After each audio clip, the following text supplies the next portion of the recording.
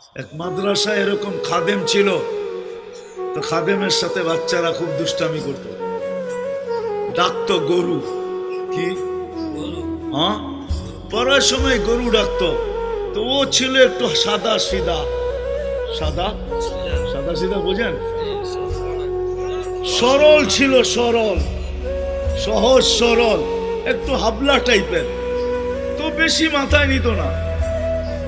আবার দেখবেন হাবলা মানুষ চেতলে কিন্তু খবর আছে, ঠিক ঠিক না? ঠিক। একদিন বৃষ্টি হইতেছিল প্রচন্ড, এর দায়িত্ব ছিল ছেলেদেরকে খানা পরিবেশন করা।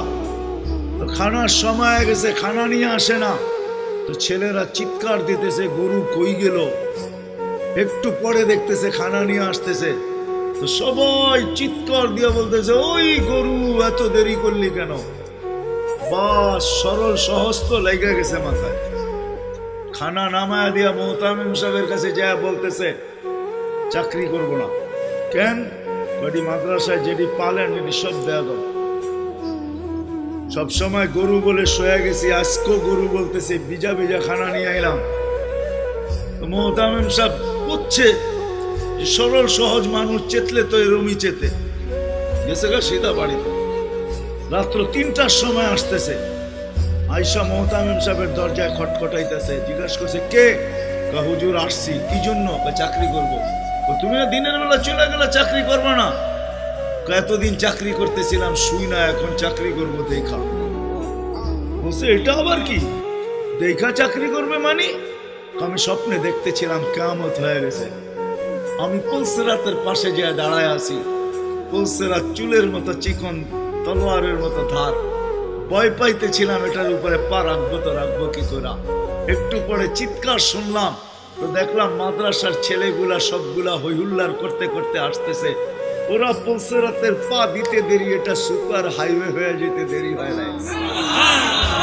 সবগুলা উঠা পার হইতেছে, একটা পিছন থেকে আমাকে দেখা ফেলছে আর চিৎকার দিয়া বলছে ওই তোরা যাস কই?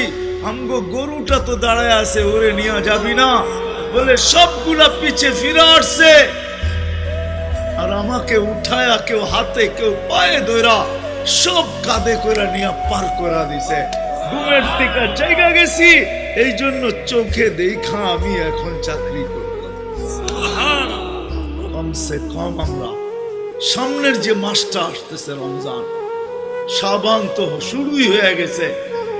7 তারিখে দিবাগত রাত্রে নিসফুম মিন শাবান হবে, আসতেছে।